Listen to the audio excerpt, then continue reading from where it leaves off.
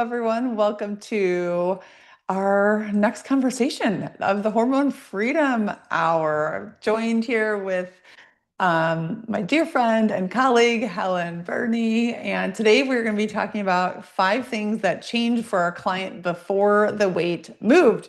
hmm Um, and if you're joining us on live and if you're in the room, Zoom room, welcome. Hey, Jerry, great to see you. I know we have some people on iPhone. Glad that you're here with us in real time. If you're tuning in on one of the many platforms and watching live, type into the chat. Let us know if you're here. Type live. If later you come back and you're watching the replay, please type replay. Helen and I always go back and check any comments, any questions, so that we can help answer those questions for you, make sure that we're just, championing you and supporting you in your journey. Hi, Mitzi. Great to see you. Yeah, like I said, our topic today is one that I feel so strongly about because honestly, it speaks directly to so many frustrating points that I think um, all the women that we work with, and I know you and I have had personal experience with ourselves, Helen, is, we feel like you're doing all the things. You are eating well. You're trying to move your body. You're trying to be consistent and make those healthy choices. And yet the scale is not moving. I hmm literally just Saturday was talking to another woman and we've been working together for a few months and she's like, it's so disheartening when that's where the focus is. And maybe it moves a little bit and then it stalls, or sometimes it even goes up first, right? And you feel like you're doing everything right, or maybe you just feel like your body just holds on to the weight.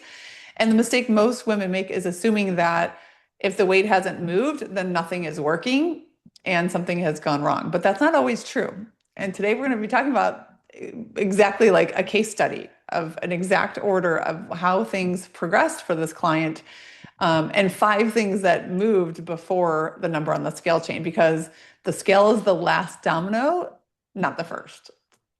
Yeah, absolutely. I mean, I have so much personal experience with this too, Amanda. Many of you know my story of in and out of fad dieting for 20 years because I couldn't get my weight under control. And there were so many different things that I tried, so many different diets. And it was actually a pivotal moment for me when I went to a doctor because I had such distended abdomen and bloating and digestive issues that I couldn't really take it anymore. And I went and they told me that I had generalized IBS and I had to be on another medication in addition to other things I was taking for, dysbiosis in the body. And it was that moment where I was like, you know what? I think there's something else going on here, and I don't really want to take another medication. I want to get to the root of what's going on for me. And that was when I started to take control of my health and really start to think about, well, what could be triggering what's going on for me? Am I going to put another Band-Aid on, or am I going to investigate the issues that are going on? And when I did that investigative work, when I actually got off the scale and stopped measuring my progress by my weight, and I started listening to the issue, the core issue for me, my digestion in my body, once that was resolved, number one, my confidence improved. I felt better. I didn't feel bloated all the Mm. time. My pants fit better without the scale even moving. And it was, Yeah. it was quite a bit of time later when the scale started to budge, but I needed to reduce inflammation, take care of my body, improve my digestion, my energy improved, my sleep improved. And that for me, Amanda, I know you talk about this all the time, is like what's speaking the loudest. And for me Mhm. at that time, that was what was the loudest. And my intuition popped in and said, stop trying to band-aid this and stop trying to focus on the weight Mhm. so much because you're in pain, like physical and emotional pain, which was louder than I have a weight problem. And once I figured that out with support, it was like everything shifted for me. Totally. Just like you said, it's actually the weight it's downstream. It's actually the Mhm. symptom, right? It's not the cause, it's the symptom. And so often, the focus is so much on that symptom that we're not getting to the deeper layers because, sometimes it distracts us from paying attention to everything that's actually important that's happening underneath that, like the blood sugar instability, right? The cortisol dysregulation, the poor sleep, like you said, the inflammation, the nutritional deficiencies. It can be a whole bunch of different things, low hormone levels. It can be a nervous system that doesn't feel safe. And until we look at those pieces and really understand what pattern is happening, especially for us individually, I personally was in that stress response. Like I had a pattern too. So I want you to know first and foremost, if you're a woman over 40, if you've been struggling with any of these things that Helen and I are referring to, then your body is not broken. Mhm. It's just simply patterned.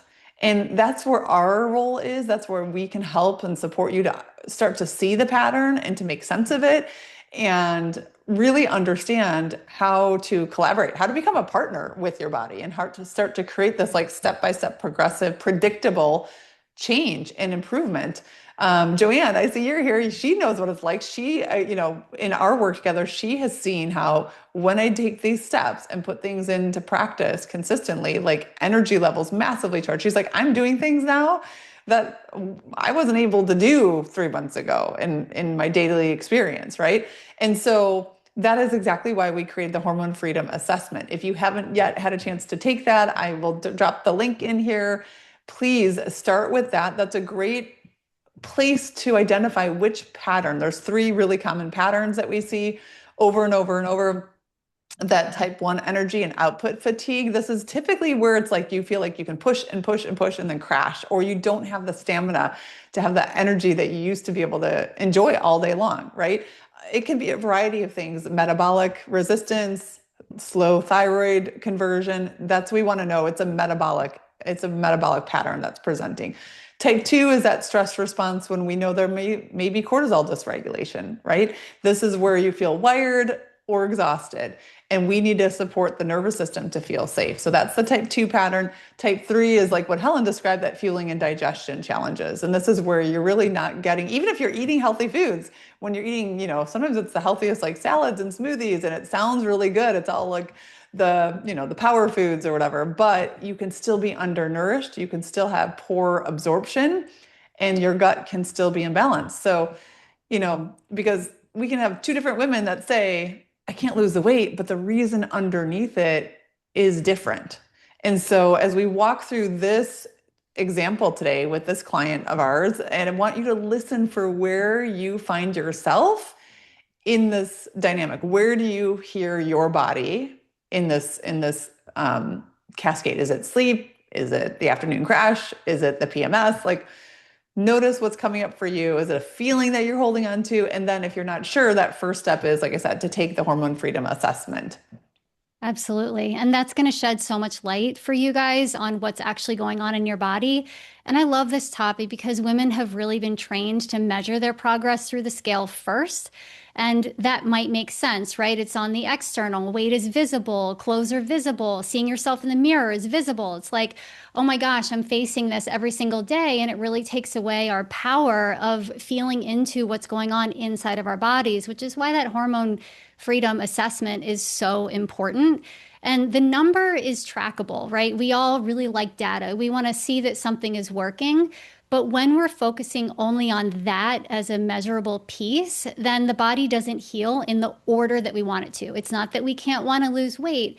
It's that there's a particular order of things that we want to do so that the weight piece is actually easy instead of fighting yourself over it all the time. If you're looking at only the numbers, you might miss things that are actually starting to respond, like you're sleeping better, having fewer cravings, energy is steadier, digestion improving, a stable mood, not being as reactive, and not white knuckling it through the day. And these are really important to notice. They're small wins, but when you put them together, it really creates a confidence within yourself that you know yourself so well. And then you can start to release the weight much more easily instead of, again, fighting yourself on it and not really giving up as easily because you're seeing the impact that the changes you're making are creating for a body that just feels better to start with.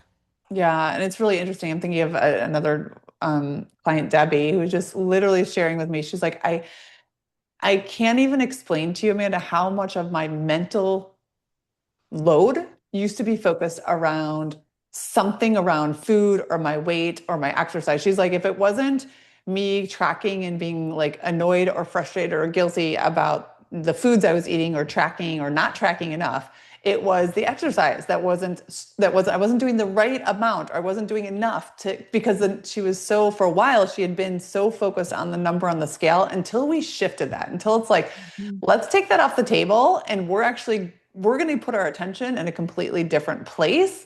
Then it's like this freedom.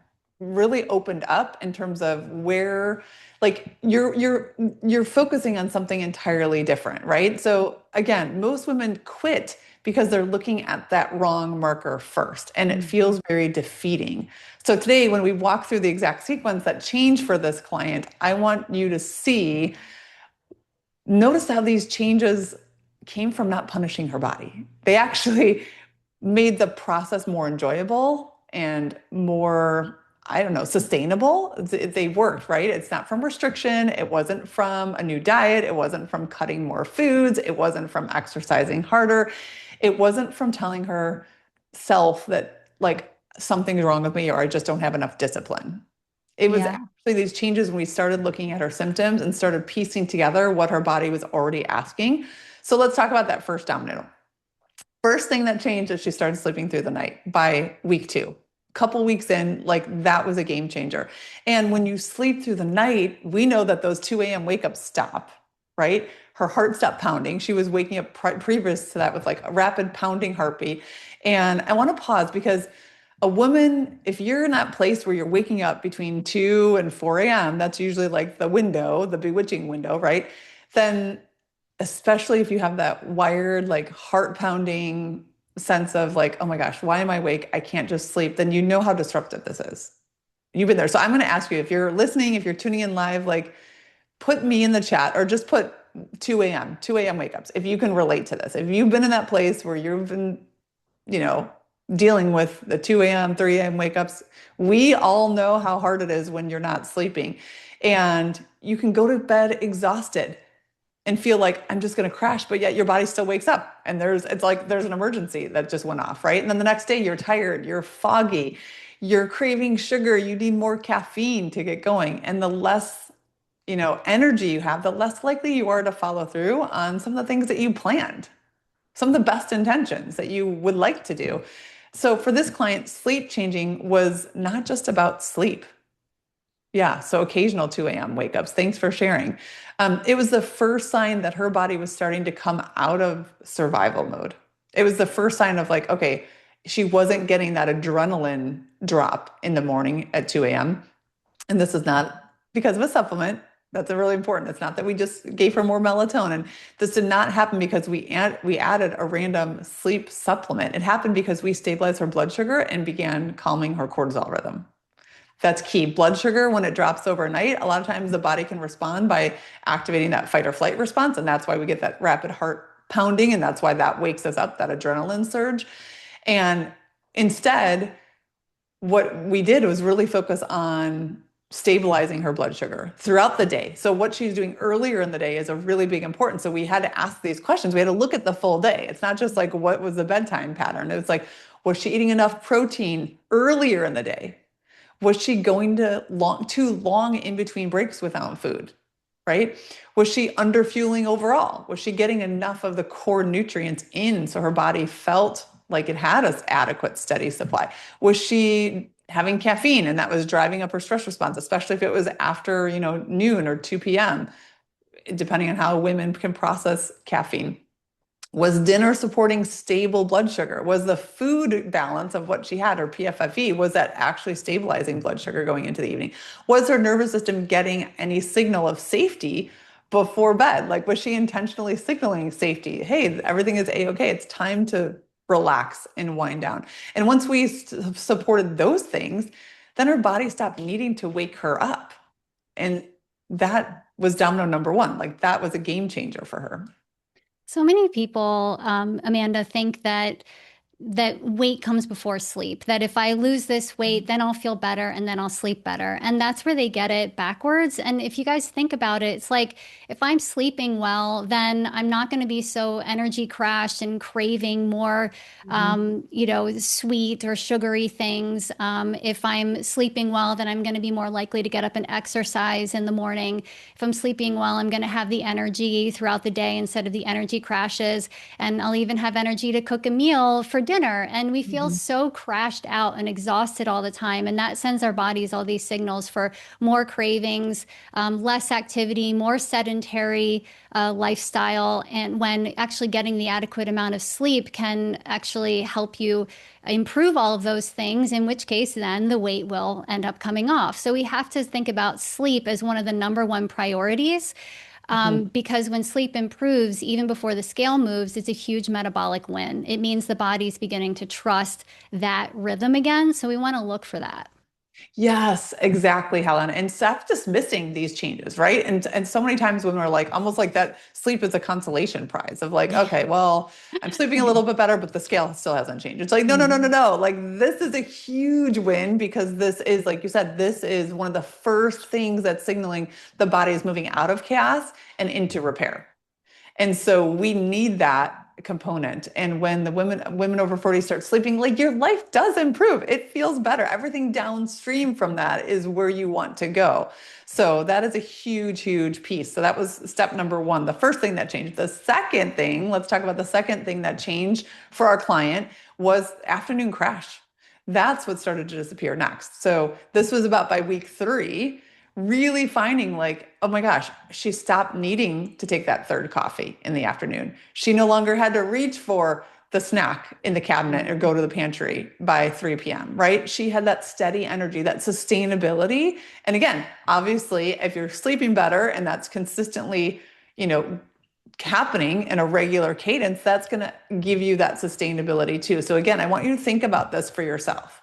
Think about how you feel in your day. And if you wake up in the morning and you've had a restful night's sleep, you are clear, you're ready, and then about 2, 3 p.m., you feel like you're crashing, like somebody pulled the plug, then that's when it becomes really hard to focus. That's when you want the coffee. That's when you want the chocolate. You want something crunchy, right? You want something sweet. Mhm. For me, in the past, especially when I was at like kind of my prime, it's like I would find that this is one with my Hashimoto's diagnosis. I was definitely like the person who was go, go, go, go, go, go, go all morning with my kids and running around or whatever.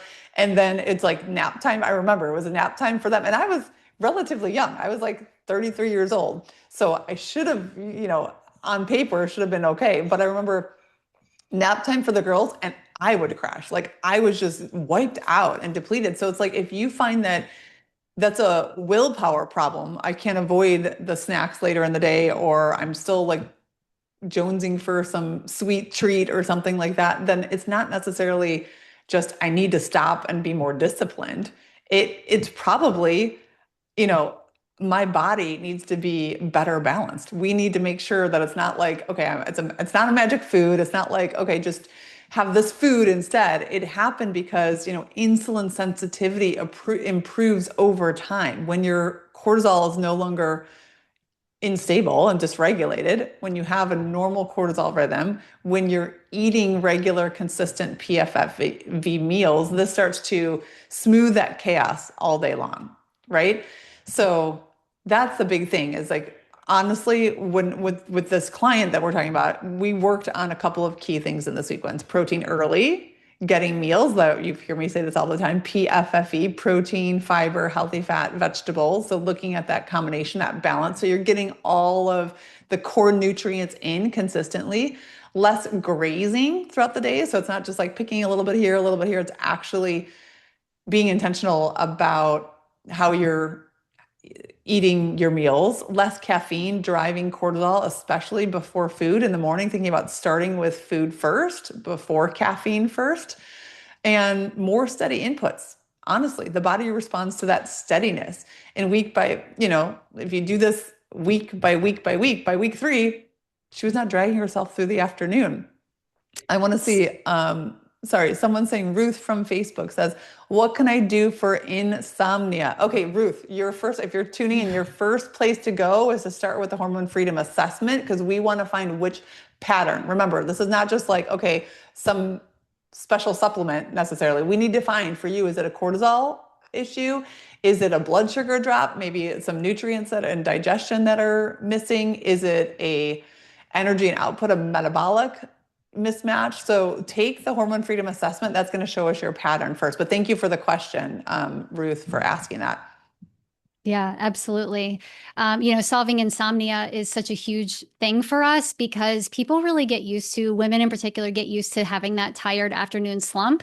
And they don't realize that there's actually some things that you can take care of that Amanda's talking about in the Hormone Freedom Assessment that are Mhm. going to help improve that for you in the afternoon. We start to normalize it. We're like, well, it's just my life and I'm so tired and my work is so demanding. And I just have this afternoon slump every single afternoon. And we start to normalize that. Guys, it's not normal. It's not. You don't have to feel that way. And we can help you get to the bottom of it again through the hormone freedom assessment.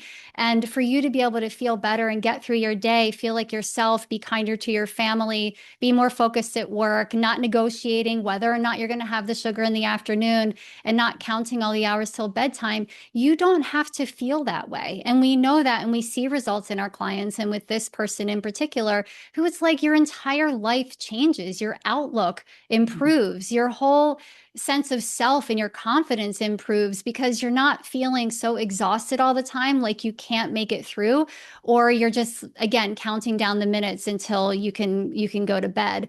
And this is such a big deal for consistency because if you're exhausted every afternoon, just Mhm. white knuckling it and saying, I'm not going to eat these things, or I'm going to try to exercise anyway at 3 o'clock. Like we start letting ourselves down and losing that confidence because we're so tired we can't do it.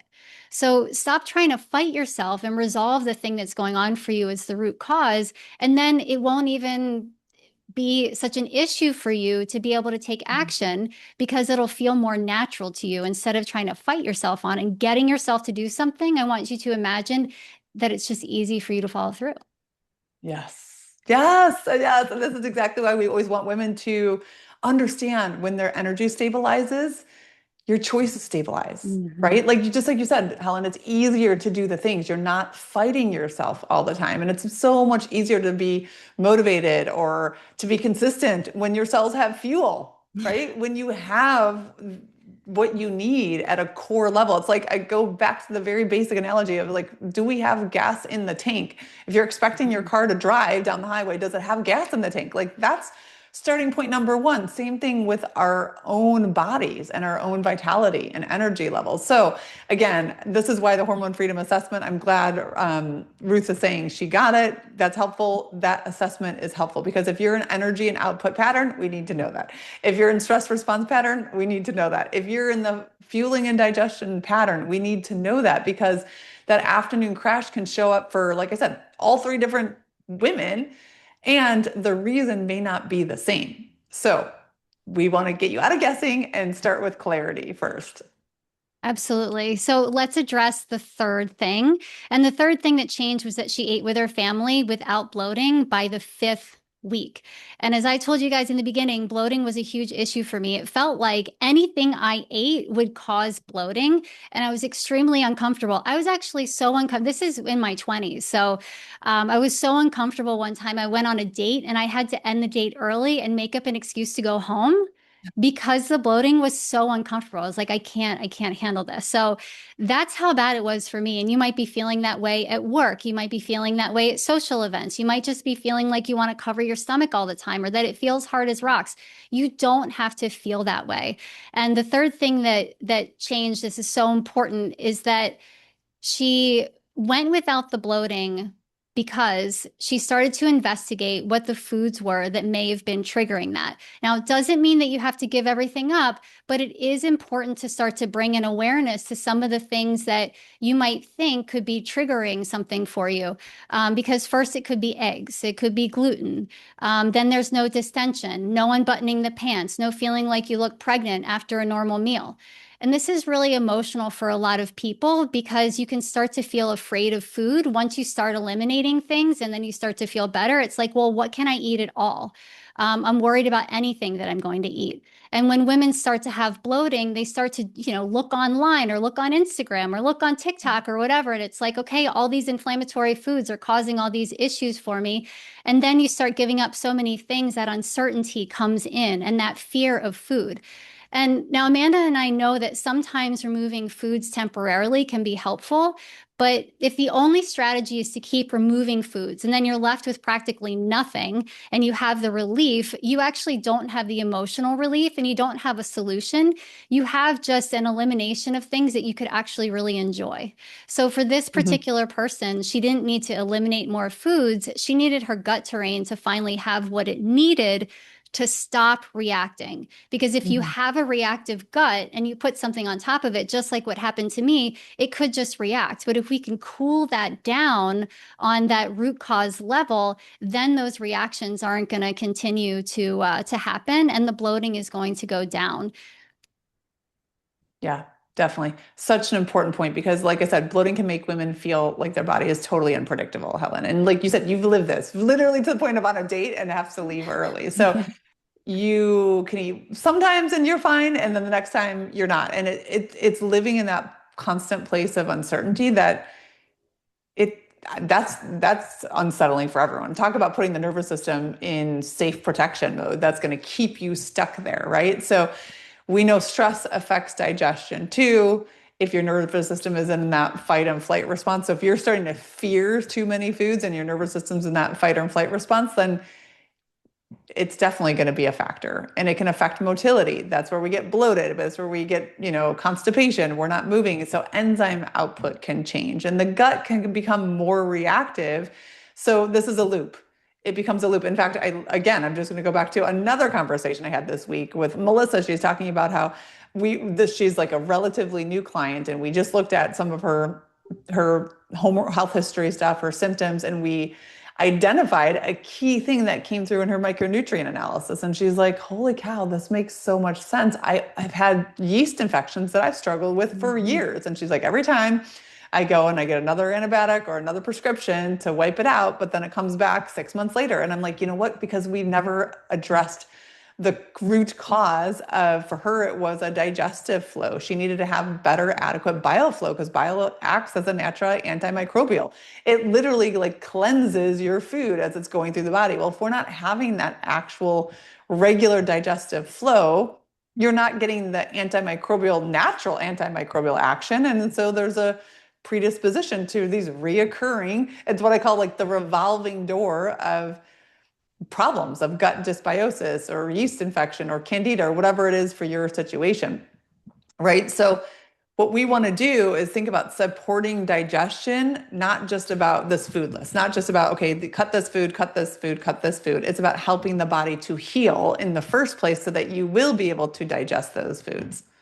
Yeah, I mean, the body does have to feel safe enough to digest, and candida was a huge thing that was going on for me that was causing an inflammatory response. Everything that I ate on top of that issue that was going on in my body was basically causing even more inflammation. So getting to the root of that and figuring out the parts of your body that can naturally help you remedy things like candida and other gut issues that are going on is going to help you so that when you eat, you don't become more bloated, distended, and feel uncomfortable. And it's not just about food, as you said, Amanda, or even some of these, candida or infections that go on in the body. It's also about resting and digesting, right? We need Mhm. to have safety in the body so that we aren't reacting not just to foods, but to situations, to our life, Yeah. understanding why motility is slow, why inflammation is high, why you're not breaking food down well. And the lack of absorbing nutrients and all of these questions that we have to ask ourselves is more than what am I eating and what do I need to cut out? It's how am I living and how am I supporting myself, my nervous system, my emotional self, so that my gut can heal. Absolutely. Absolutely. So if you're listening to this, I'm just going to chime in here now. If you're listening to this and you're thinking like, okay, yeah, this is making sense. This is sounding like some of the things that I've been experiencing and you want to have a conversation, feel free to book a 15-minute health fit call. This is just a chance to be honest. Honestly, it's just a conversation about like where you are, what's going on, what level of support could be a fit for you. Where's your starting point? Helen and I have many ways that we help people. We're going to continue on with her number 4 change that happened before the scale move. But I always like to throw that in there because those of you that are tuning in and like, okay, This is all sounding really familiar. Okay, so what do I do about it? How do we get that root cause? How do we find out where your body is and what you need? Feel free to book a 15-minute health fit call. This is a chance to really get clarity and see how we can best support you. But let's jump back into the fourth thing that changed for this client of ours before the scale and the weight finally shifted. And this was her PMS. It went from feeling like 10 days or like half the month down to like 3 days of just a little bit of, I'm aware that my cycle is coming, right? And honestly, for her, a big thing, like the bloating softened. She had had bloating for, like I said, for weeks before her period. The breast tenderness disappeared to the point where she's like, at some point, I couldn't even wear certain bras because it was so sensitive and so tender. The mood swings became barely noticeable, right? She didn't have to like tell her family, like, okay, just a heads up, stay away. And this, honestly, once her PMS started to normalize, and sometimes people, especially after age 40, as we know our hormone levels change, some women are just kind of like, again, accepting that this is just what happens. My cycle has always been bad, and now it's more frequent or more consistent. And I guess this is perimenopause, right? I'm just moody. This is just my body. And I want you to know, like, PMS is information. We get to look at this with a lens of curiosity and a lens of it can tell us so much about progesterone levels. It can tell us about estrogen metabolism, like how well is your body breaking down hormones. We know that hormone levels start to shift and decline, but a large part of that is how well your body can detoxify and break those hormones down. It can tell us about your blood sugar control. It tells us about inflammation. It tells us about cortisol. It can tell us about nutrient status. It tells us about your nervous system. So if you're having like really raging PMS symptoms or ones that last a long period of time, like that is notable and that is information. So for this client, PMS became improved, and that meant because her cortisol was calm, right? We talked about that was one of the first things that helped to improve her sleep. The pregnenolone steal stopped taking place. Progesterone had access to raw materials that it didn't have before. So pregnenolone is allocated to either cortisol or progesterone. It's a precursor to both of those hormones. So if you're like really running on a lot of adrenaline and a lot of cortisol, it's going to take that away from your progesterone production and your progesterone availability. Once you have some more bandwidth and more capacity to keep progesterone in the system, that activates a neurotransmitter called GABA, which is a calming neurotransmitter. It helps you to be more grounded, to be more centered, to more patient. If you feel like you just have those mood swings that can fly off the handle, chances are your GABA has been hijacked. It's just not present. It's not available in the same way to calm your nervous system. So now I know that's a lot of physiology I kind of get into, but really let me say it simply. When your body is under chronic stress, it prioritizes survival. Every single time, it will prioritize survival. It will prioritize cortisol over keeping you feeling calm, over keeping you feeling peaceful and sleeping deeply, all of the things that we prefer, that we want. So progesterone is one of those kind of thermostats in the body. It helps us to understand, like, if it's leaning towards cortisol, is it being stolen and used for that more so than we want? Then we want to look at your cortisol pattern, look at that stress response dynamic too that we talked about. So that was one of the things that changed for this client, is as we improved all of those other layers, this was just a natural progression. Yeah, I love how you say that PMS is information, just like the gas and bloating is information. Mood swings can also be information. And so many women are taught to disconnect from their symptoms or just manage them with medications for bloating, cramps, mood swings.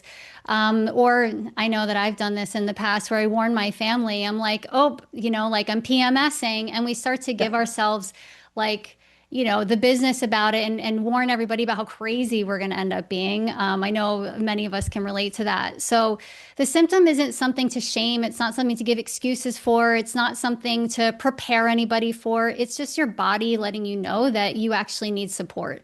And when the support happens, you don't just feel better physically, you start to trust your body again. So again, it's really important that we take that emphasis on the weight and think about something like PMS or like our mood swings and what's going on for us and get really curious, right, Amanda? It's like we teach our clients to get curious about their bodies instead of shaming them or believing that you're crazy or that there's something wrong with you. Maybe there's a Yes. reason that something's happening.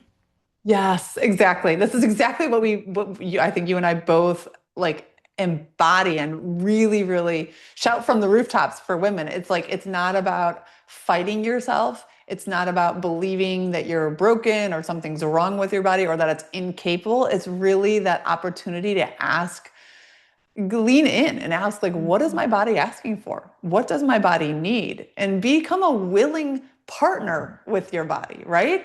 This is the entire premise of the work that we do together, Helen. And this is why the Hormone Freedom Foundation's membership can be so powerful for women, because it's a beautiful next step for those women who feel like they want that ongoing education and that support. We know that the average, the attention span of the average adult is 2.9 seconds right now, right? So there's so much distraction in our world Mhm. that this is why when we plug in on purpose, plug ourselves into a community where there's going to be multiple times a month conversations and support and dialogue and encouragement, and even our client only momentum podcast like that you get twice a week. It's like what you purposefully plug into is going to influence you, and it's going to help give you clarity, give you inspiration, and give you that just that mental awareness of shaping your actions and your decisions. So these conversations matter. They really help you to understand your body and feel less afraid of, your health future or symptoms or what the dynamic is that you're experiencing. Yeah, and the membership is such an important component because it's not just us. In these podcasts, we give you guys so much information. I send out workouts through my workbooks through my email list. Amanda takes questions at the end of our podcast, and all that's really important. But when you're in community with other women who can hear what it is that you're going through, and we have a chance to actually coach you through that, not just give you information, that's where the magic happens and the accountability in the chat groups. So if all of this is really resonating with you guys, you get to have conversations, not just information with me and Amanda every single month that are going to help you make that change, whether it's the mindset calls where you're like, I don't know, I'm not implementing and I don't know why, or it's the metabolic lab calls with Amanda where we're talking about these types of foundational changes that each and every single one of you can make, or it's the weight freedom calls where we're like, let's stop looking at the scale so much and start tuning into our bodies and what's actually going on for us. All of these things are offered to you inside the membership. And we literally put this together a couple months ago, and we've got 20 women who are I know. thriving in showing up and doing that. And a bonus with that is the strength training class. So if that's Yes. another component that you feel like you're missing is the exercise piece because you're tired, because you're bloated, because you feel like you don't have enough energy, because, right, all of the reasons that you can't get your body to move, we actually offer that as well. So definitely check out the membership and book that hormone fit call so that we can guide you in the right direction because we want to help you guys and support you with more than information. We want to give you that guidance as well. So, Absolutely. all right, so Absolutely. let's get into the fifth thing that she that changed before she noticed the weight, which was her brain cleared. And so many women come to us, Savannah, with brain fog, and they're like, I forget, what I'm looking for in the room that I Yes. step in, or it's hard for me to pay attention in meetings, or, anything that really, that forgettable part of yourself that, oh my gosh, I don't know the next word in my sentence, part of myself. And for women over 40, this brain fog can really be one of the scariest symptoms. Mm. You might even forget somebody's name or reread the same paragraph 3 times, or you feel like the sharpness that you once had is gone. And many women secretly worry, is this aging? Is this just my brain now? And brain fog, it's not just a fixed identity. We don't have to live with it for the rest of our lives. It is, in fact, connected to our hormones, nutrients, sleep, blood sugar, inflammation, thyroid conversion, and nervous system load. So there is something that you get to do with it, get to do about it, instead of just saying, well, I guess this is how I'm living my life now. Yeah, totally. And for this client in particular, it wasn't just because her brain cleared because she took a special nootropic. Like this was actually getting to her body specifically. It happened because we knew that she needed some more vitamin B12, looking at her micronutrient status. It happened because we helped her thyroid conversion improve. So think of thyroid hormone as the hormone that really controls metabolism, right? That whole system improved and was working better. Her progesterone was protecting her neurons. So she was getting better sleep, and her better sleep allowed her brain to do that adequate clearing that it's meant to do of the metabolic waste overnight, right? So this is such an important example of how, again, we didn't chase the symptom. It wasn't just like, oh, here's a symptom, so here's a quick pill fix. It's like, actually, let's improve the system. Let's heal the whole system so all of these things are working better in orchestration together. We didn't just say like, yeah, here's a brain fog, here's a stimulant or something to help you, Mhm. have more focus or whatever, right? This is the question was like, okay, is our brain getting the nutrients that it needs ongoing, week after week, day after day, right? Is thyroid getting into her cells? Is sleep allowing repair for her brain? Is inflammation too high? Do we want to bring that down? Is progesterone low? Is her blood sugar swinging? Is cortisol too high or too low? And these are the root patterns. Because when you solve those, it comes back to like, then the brain is going to come back online when those other things are all balanced. Yeah, and brain fog can be like identity changing when you get to the bottom of it because no longer do you think, oh, I'm getting older. There's all these things, Amanda, that like whether it's pain in the body or inflammation in the body or bloating and digestion or brain fog that tell us we're getting older and Mhm. we start to believe that when I get older, this is the way that my life is going to be. And it's not a Mhm. life sentence. It's just Mhm. a pattern. It's something that's asking for your attention to be resolved. And you've said this before, Amanda. I love this so much that this is a stage of life where we Mhm. get to make changes and be empowered in making choices for ourselves that are just different than what we were doing before. It's just different. It doesn't mean your body's different and it's going to be that way forever. It's just an opportunity for us to listen differently and change how we're doing things a little bit differently so that you can feel like yourself again and then create momentum for decades.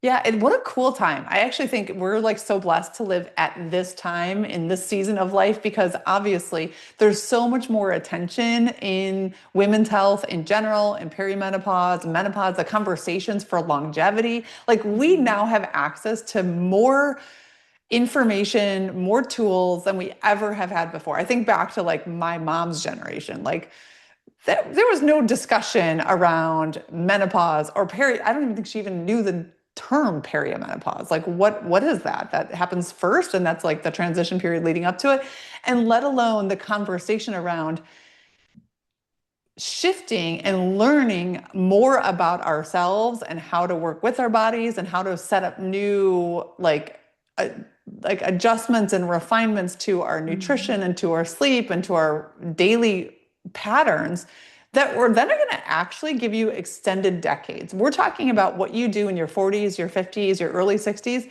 that radically impacts your quality of life in your 70s, your 80s, your 90s into 100s, right? I'm seeing this now with my parents and the generation that they're in their mid 70s. And unfortunately, really they didn't have this. Like I said, that this conversation wasn't taking place. So there wasn't that like opportunity to lean in, opportunity to learn some new kind of new patterns, some new ways of being, rewire our nervous system and some of Mhm. those old earlier programs. So my mom has been living with the patterns and the limited information and lack of coaching and self-knowledge. And it's playing out in her mid 70s in a really unfortunate way, right? Like it's very limiting in her life, like literally to the point where she was recently saying, like, I'm not able to do some of these things with my grandchildren because I physically cannot do them. Right. And Mhm. that's like, we are now in a completely different opportunity. Women that are tuning in, women that we get to work with, Helen, women that are a part of this conversation now have the gift and have the opportunity to get curious about their symptoms, to learn more, and to be more strategic with how they're supporting their own building their own vitality and their own longevity. So it's really, really cool. I invite us to like stop thinking about not enough just because the scale hasn't moved. It's so much more than that. It's so much more than that, right? Sleeping through the night is a domino. Steady afternoon energy is a domino. Eating without bloating is a domino. PMS improving is a domino. Brain fog clearing, this is a domino. All of these things are massively important, and they're all signs that your body is becoming more regulated. And when the body becomes more regulated, weight loss has to shift, right? The body finally feels safer, which brings Yeah. us to what happened next. Well, I think you guys can probably guess what happened next is that the weight finally moved in month 3. And I know so many of us are like, I want it to happen right now. Where's my weight loss? And we want that instant gratification. But I want you to imagine that you feel good. You feel amazing, like the best you have ever for 2 to 3 months. Then all of a sudden, everything starts to melt away. And that's the way that we want it to happen, because otherwise it's not going to be sustainable. You're going to be stuck yo-yo dieting the way that I was for 20 years if you don't go in that order and you don't get the support you need to figure out the root causes or the patterns that are happening in your body in the right order. You're going to go back to the diet and back to the diet and back to, you're not going to be able to sustain the changes that you're making, but I guarantee you will feel so freaking amazing that you're not Mhm. going to want to stop doing the things that you're doing. Weight loss isn't important enough. It's not important enough. All this other stuff that we're talking about is so important to the body and to the mind. And when you recognize that those things are life-changing, the weight becomes the last domino that starts to melt away because the body starts to feel safe. It releases the weight that was holding. And this Mhm. client released 11 pounds without one single day of hunger or fad dieting or going back to the scale over and over again and obsessing and wondering what was going on. It's like she looked behind her and all of these things were improved, not just the Yeah. scale. How amazing is that? It's so great. It's so great. And it's just like you said, it's liberating. Weight loss does Mhm. not have to feel like a war. It does not have to feel like I am constantly at battle and have to be like so on point with every little thing, right? It can happen because the body is functioning better and you're feeling better in the process. It can happen because your blood sugar is calmer, your cortisol is better, your insulin sensitivity is improving, your digestion is working. Like you said, no more bloating, your digestion is working, your energy is better, your inflammation is lower. Like all of these things just naturally will cascade and into like one thing builds into the other, right? When we get this going. So this is a very different internal environment. Your body is completely in a different place and you become the woman who is perhaps eating a little bit like you're not stuck on tracking how much am I eating. It's a very different environment than the woman who is like, okay, I have to make sure I'm eating less, but I'm still crashing by 3 p.m. I'm bloated after my meals and I'm feeling like a failure. Like that is the picture that we want to step away from. And just think about that. Just think about how different you feel when your body has energy, when it feels light and mobile. You don't have the aches and the pains, like, right? You literally, how does that affect your patience? Mhm. How does that affect your eagerness for the day ahead of you, right? How does it affect your relationships with the most important people that you're interacting with? Like, stop and think about life when you have more moments of contentment, more moments of ease. Like, this is life changing. It really Yeah. is. Yeah, and creating that internal environment is so important. And you said something else, Amanda, that strikes me about so many women that we work with is that they feel overwhelmed about making changes. And so if you are the type of person who goes and thinks about, okay, what changes do I need to make to go on this diet in order to lose weight, and that feels overwhelming, and that's why you're putting everything off until Monday, Mhm. That is a clue that you are not starting in the right place, because these small sustainable changes that help the root causes, that help you feel better so that you can release weight, is different than you micromanaging your body, doing something extra, feeling like you have to put on another thing on your to-do list and to be able to overhaul your body and your weight. You're actually taking these small steps in order to be able to release the weight eventually after you already feel better. And you look behind you and you're like, oh my gosh, the whole package is healed and I don't have to think about this anymore. And safety doesn't mean that you're being passive. It doesn't mean not doing anything. It doesn't mean ignoring nutrition or movement. I don't want you guys to think that. It just means that the plan isn't interrupted by the body as another threat.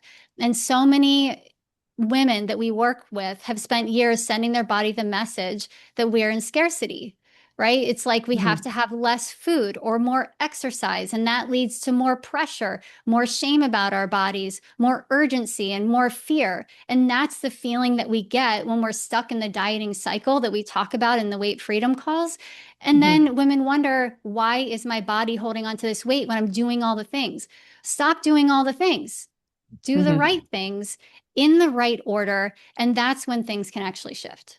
Yeah, exactly. And that's literally the words out of Jackie's mouth this week. She's like, I cannot tell you how much easier it was to work with you in this program because there's so much noise. There's so much health noise out there.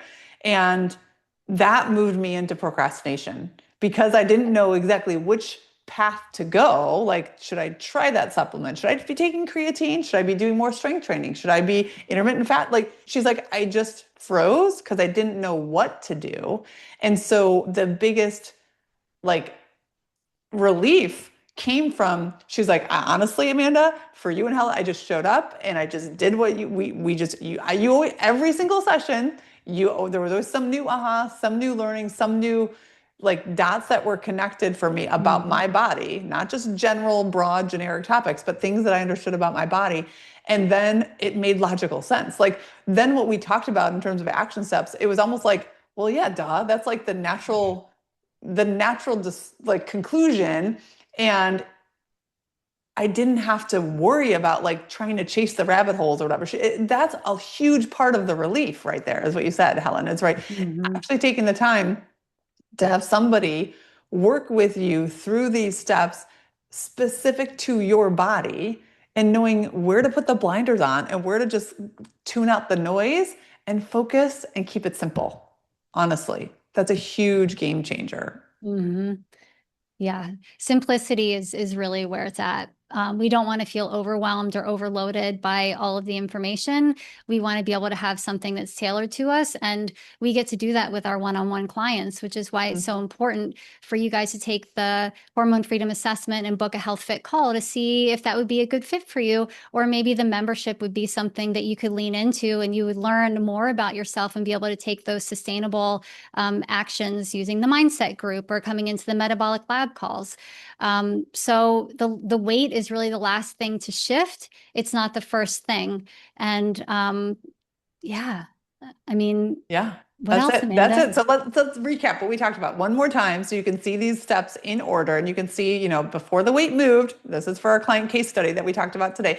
If you're listening and you're thinking to yourself like, okay, I want to see these changes. I want to know what my body needs. I'm ready to have it be more simple and enjoyable in the process. Then the first thing is, like I said, have a conversation with us, a health fit call, 15 minutes. We'll see where you're at and see what's a fit. But really, for our client case study today, we're talking about first she slept through the night. And this was by week 2, right? This is not the 2 a.m. wake ups with the heart rate rates anymore. It was good, solid sleep, not because of a supplement, because we stabilized her cortisol rhythm and her blood sugar. And the second thing is the afternoon crash disappeared. She stopped needing a third coffee and reaching for sugar by 3 p.m. And that wasn't because of the magic of food. It was because her insulin sensitivity improved and cortisol was not creating blood sugar chaos all day. And number 3, she ate with her family without feeling bloated, right? This wasn't eliminating the eggs and eliminating the dairy. It was no more distension, no more unbuttoning her pants. And not because we eliminated more foods, it was because we fixed her gut terrain and finally had it stop needing to react to things. It just calmed down. The whole system was better. Yeah. And fourth, her PMS went from 10 days to 3 by month 2. The bloating softened, her breast tenderness disappeared, the mood swings barely became noticeable because when cortisol calmed, progesterone had more access to its raw materials, and GABA came back online to calm her nervous system. And then fifth, her brain fog cleared by week 7. She stopped searching for those lost words. She read an article and remembered it, not because of a nootropic that she was taking, but because her B12 was replenished, her thyroid was converting, her progesterone was protecting her neurons, and sleep was allowing her brain to clear that metabolic waste overnight. And then the last domino, the weight moved, not from restriction, not from a new diet, not from more exercise, but from a body that finally felt safe enough to release what it was holding, 11 pounds, without one single day of hunger. And this is what I want you to remember. The scale is the last domino, not the first. And if you're ready to understand what your body needs to start to see these shifts, to get to the root cause of what's behind the number on the scale, then start with the hormone freedom assessment. It's free. It's about 18 questions. Usually takes about 10 minutes.